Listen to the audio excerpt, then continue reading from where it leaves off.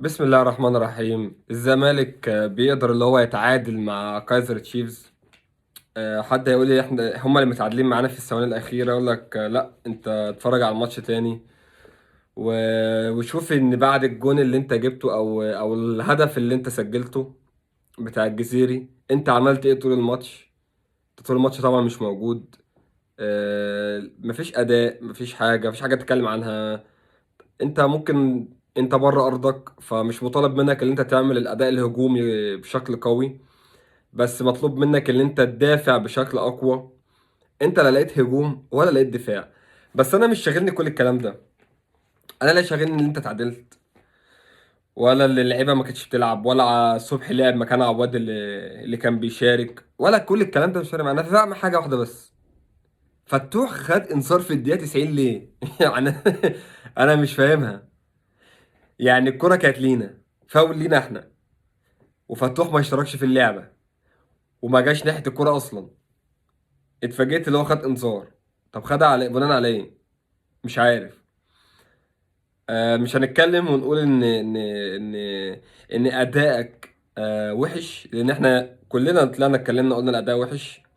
كلنا طلعنا قلنا ان انت ما بتقدم لا شيء، ما بتقدمش حاجه، ما بتقدمش كوره.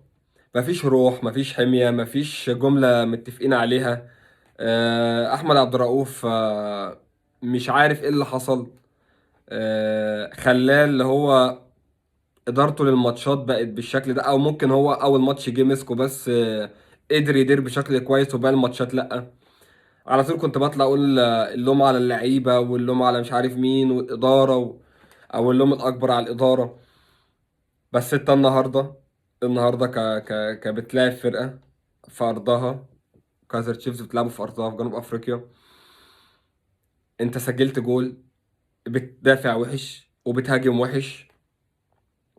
على الاقل حاول او حافظ على الهدف بتاعك. الكرة اللي دخلت في الزمالك في اخر الماتش ده هدف متوقع. لان انت بصراحة انت حرام تتعادل اساسا مع الفرقة دي. مش عشان هي اقوى منك، لا، انت احسن. كفرقة نادي الزمالك انت احسن. بس كعملت ايه طول الماتش؟ ما عملتش حاجة. فهم اللي لعبوا، هم اللي ضغطوا، هم اللي كانوا بيشوطوا، هم اللي كانوا بيسددوا، هم اللي بيعملوا كل حاجة. انت مين اللاعب اللي ظهر عندك؟ انت كنا كلنا بنعتمد على مين؟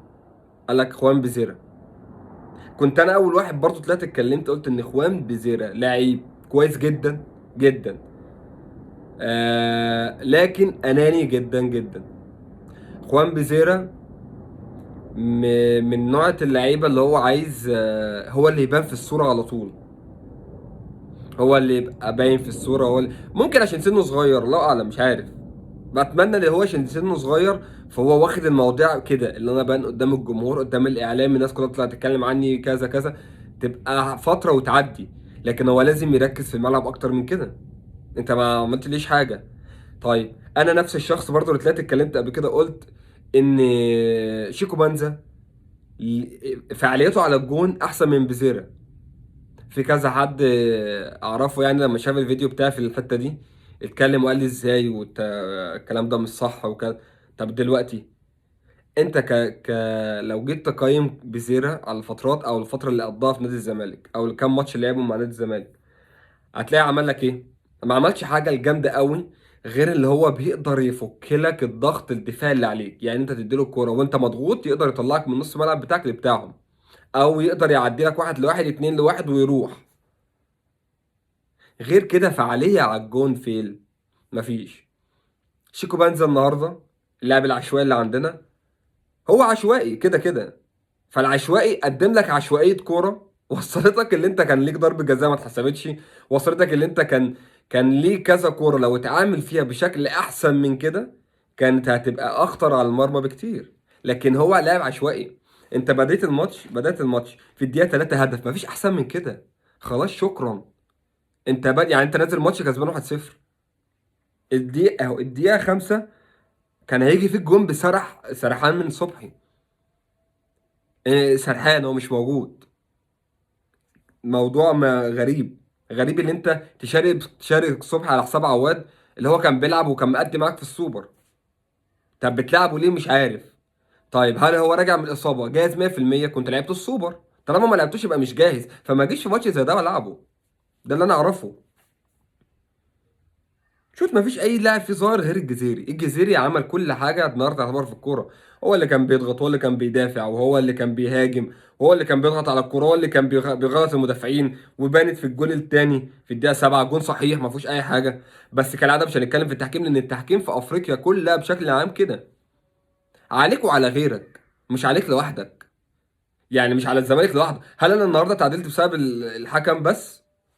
اتعادلت، الحكم عليه لوم، بس انا اتعادلت بسبب الحكم بس. طب وادائي في الملعب؟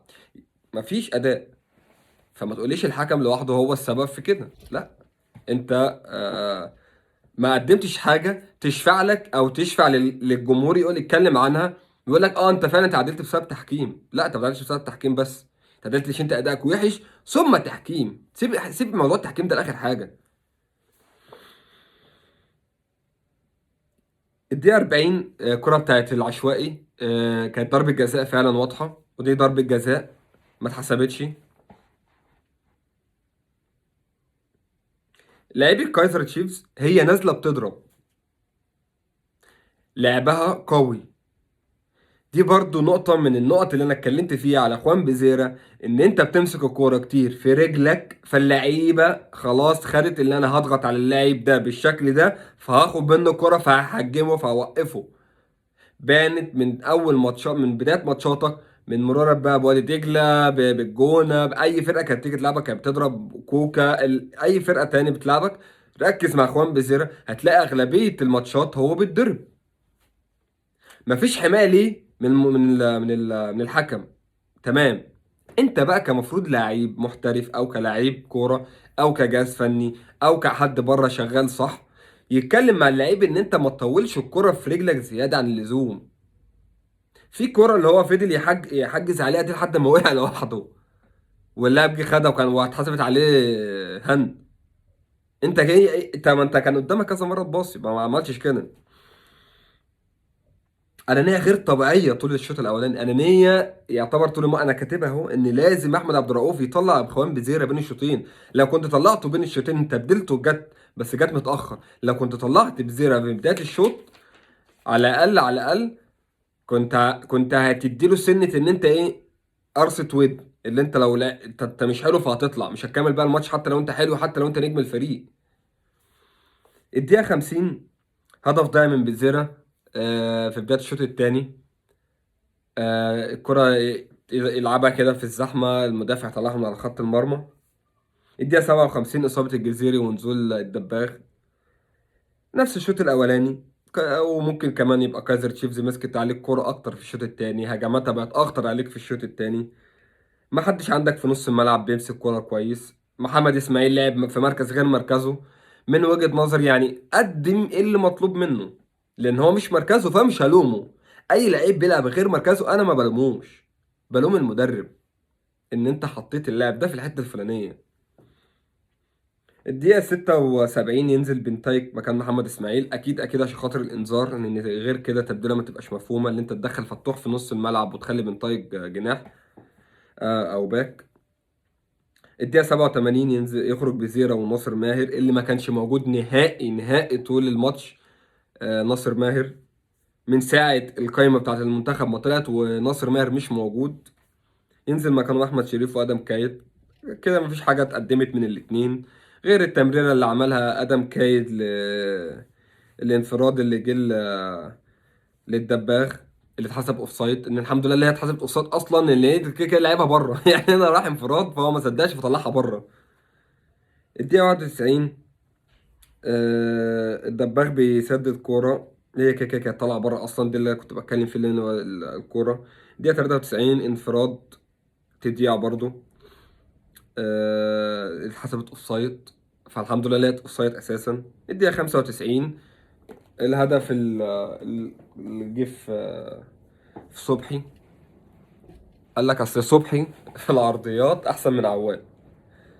انا عايزك تتخيل معايا ان صبحي او الثلاث صبحي، ان الزمالك طول المباراه ما جاتلوش عرضيه واحده، او جه عليه عرضيه واحده صح غير الكره دي. هي خبطت في المدافع او خبطت في العيب من عندنا، مش فاكر حسام مجيد ولا مين، فخبطت وغيرت اتجاه. بس كرة سهله، كرة ضعيفه. بس صبحي هو مش موجود لان هو راجع من اصابه، فما لومش صبحي، لوم المدرب اللي لعبه على على حساب عواد. حتى طلعت عواد بره السكور. ليه؟ ما اعرفش ايه الفكره برضو، مش عارف. بس ما علينا. كده كده حاجه مش جديده، حاجه متوقعه. عشان كده الواحد هادي، عشان كده الواحد مش متضايق مش متعصب، لان هي كده كده انت خدت خلاص اللي انت تشوف الزمالك من بدايه الموسم في الوضعيه دي او بالشكل ده او بالاداء ده. فمش هتلاقي حاجه جديده اللي انت تقدمها، ولا اللي انت تطلع تتكلم فيها كجمهور او كاي حد عامه يعني، او حتى استوديو تحليلي. مش هلاقي حاجه اتكلم فيها غير كده. هو انت ما فيش حاجه انت بتقدمها، انت بتقدم لا شيء. في حاجه بس اخيره، دي بعيد عن الماتش يعني. كنت عايز اتكلم فيها. الحاجه دي بالنسبه لي انا ك كواحد مصري حاجه مهمه جدا. حاجه تثبت لك ان احنا الشعب الوحيد في العالم، مش في افريقيا، في العالم، اللي احنا شعب نضيف، شعب بيحب كل الدول، ما عندوش مشكلة مع حد معين. عندك في مصر جميع الجنسيات اللي تخطر على بالك.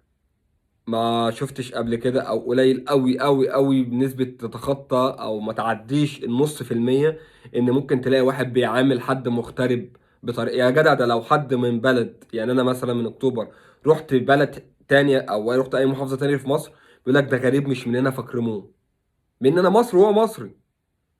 فاللي حصل مع الاهلي في المغرب، انا ما مش طالع ادافع على الاهلي او طالع اتكلم على الاهلي. انا كده كده اي فرقه بتلعب النادي الاهلي بتمنى الاهلي لا يخسر لا يتعادل. لكن تيجي على لعيب او تيجي على واحد مواطن مصري وتحدفه بسكاكين معجون ايه سكاكين معجون دي اصلا؟ يعني داخل الملعب بسكينه معجون.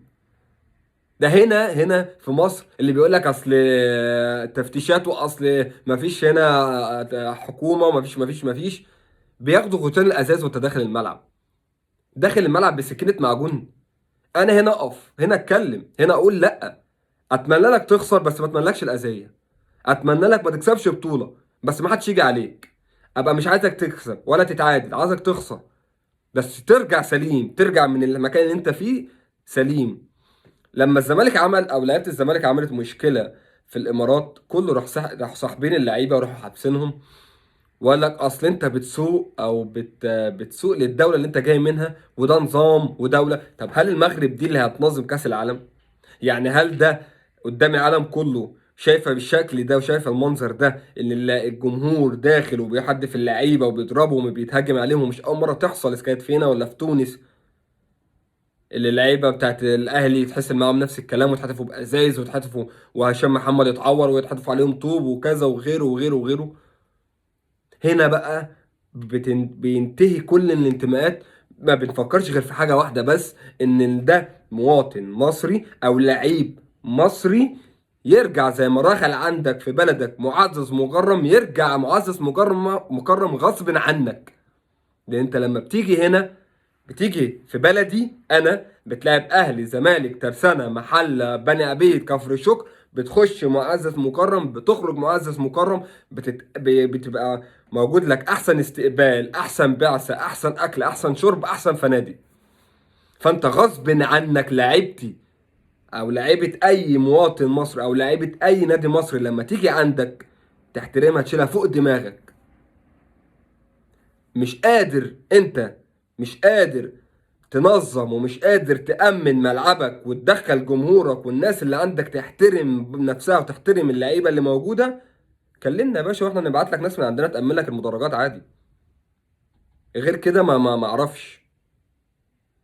انا اللي طالع دافع بقى اقول لك الاهلي كسب ولا خسر، انا والله ما يفرق معايا الاهلي كسب ولا خسر، على قد ما يفرق معايا ان اللاعب المصري اللي راح هناك يحصل معاه كده هنا وفي النقطة دي. وزي ما انا قلت، واللي عاجبني جدا جدا اللي انا شفت الزملكاويه كلهم او 90% من الزملكاويه مش عاجبهم اللي حصل، وكلهم وقفوا مع النادي مع لعيبه الاهلي، مش مع النادي. كلهم عايزين الاهلي يخسر او يتعادل، بس كلهم ما عجبهمش اللي يحصل في لعيب مصري حاجه زي كده، او يخش لهم سكه معجون، او حد يتعور، او حد يحصل له حاجه، لان دي في الاخر كوره، دي كوره قدم. دي لعبه، انا رايح العب، رايح ارفع عن نفسي. فان انت تخش ملعبك بسكينه معجون، انا مش فاهم ده ايه. مش فاهم ده ايه سكينه معجون ده؟ ما انت كنت ناوي على ايه؟ يعني انت كنت ناوي على ايه؟ وايه كميه الازاز دي؟ كنت انت لو واكلين ملوحه مش هتبقى ازاز ميه بالشكل ده. انتوا لو واكلين رنجه وملوحه وفسيخ والكلام ده كله مش هتعدوا كميه، ولا حد ناكل لعيبه عطشانه ولا احنا جايين من غير بوكس؟ مش فاهم حاجه غريبه. حاجه غريبه. اتمنى من كل الدول العربيه الافريقيه، اي دوله في العالم زي ما مصر بتحترمك وتحترم المواطن بتاعك عندها، تحترم كمان المواطن المصري عندك. شغل شغال عندك مغترب وسايب اهله وبيته ورايح عندك بيشتغل، تحترمه، لان انت بتيجي هنا بيحترموك. راح يلعب عندك كوره تحترمه، راح يلعب عندك كاراتيه تحترمه، راح يلعب عندك بيلي تحترمه، راح عندك زارة تحترمه. مفيش حد بيحترم المواطن المصري. كل اللي بيطلع في الاعلام ده وبيطلع في الشو احنا بنحب مصر الشقيقه، واصل مصر الدوله الشقيقه، ومصر ام الدنيا، ومصر. كله كلام اعلام، لكن الواقع الشعوب ما بتحبش مصر. انا ما بحبش اتكلم في في مواضيع اكبر من الكوره. ما بحبش اتكلم في مواضيع اكبر من الكوره وادخل سياسه في الكوره وشعوب ودول. انا مش بتاع الكلام ده، انا بتاع الكوره. بس ان توصل ان لاعب او مواطن مصري ايا كان هو مين يتأذي او يحاول حد يأذيه بسبب اي سبب من كان، سبب بقى كورة سبب غير كورة، ساعتها تشوف وش تاني بقى. مش مني لوحدي، من اي حد مصري هتشوف منه اي وش تاني. اتمنى اتمنى من جميع الدول تحترم اللعيبة وتحترم جميع الفرق. كده كده انا عاذركم، انا عاذر جميع الدول الافريقيه، لان طبيعي يعني مصر واخده منها كل حاجه، متسيده في كل حاجه، اذا كان منتخبات او حتى فرق، فمتسيده في كل حاجه، فانا عاذرها. طبيعي انت مش عارف توصل لي، فبتحاول تعمل اي حاجه عشان خاطر تبان اللي انت في الصوره. ف... فطبيعي يعني ده اللي يحصل عندكم، وطبيعي ان الشعوب بتاعتكم ما تحبناش بالشكل ده. ف مش عايز اعمم برضو، لان في اكيد في ناس في الدول الافريقيه او الدول اي دوله عامه اكيد بتحب المصريين وبتحب المواطن المصري. بس اتمنى لو لعيب او اي مواطن مصري دخل اي دوله في العالم يخش معزز مكرم ويخرج معزز مكرم زي ما بيحصل عندنا. بتخش معزز وبتطلع معزز. ربنا يحمي بلدنا ويحمي لاعيبتنا ويحمي فريقنا وما نشوفش فينا او في اي حد من اخواتنا اي سوء او اي ضرر. في الاخر دي كوره، خلوا الكوره للكوره، خلوا التحفيل للكوره فقط، على قد الكوره فقط. بلاش نغلط وبلاش نشتم وبلاش نتجاوز، بلاش نخرج عن النص، بلاش دخل اهل، بلاش امهات، بلاش تجيب نخوض في اعراض، بلاش حد يتأذي بسبب لعبه. في الاول وفي الاخر دي لعبه، وربنا يكرمنا. واخر اخر الفيديو انا عارف ان انا طولت في الجزئيه دي جامد كمان، لكن ده فعلا كان لازم الواحد يطلع يتكلم ويقول ويعرف يعني ان العالم كله يعرف اي حد، حتى لو واحد بس بيتفرج عليا، يعرفه ان احنا وقت الجد او وقت ما يبقى فيه حاجه ممكن تأذي حد مننا، كلنا بنبقى على قلب بعض. ما بنفرقش بقى بين اهلاوي، زملكاوي، اسماعيلاوي، مسلم، مسيحي، ايا كان هو مين، كلنا بنقف في ظهر بعض. فربنا يكرمنا جميعا ويوفى نادي الزمالك ويرجع لأحسن مكان ويعدي المحنة اللي هو فيه دي على خير. السلام عليكم.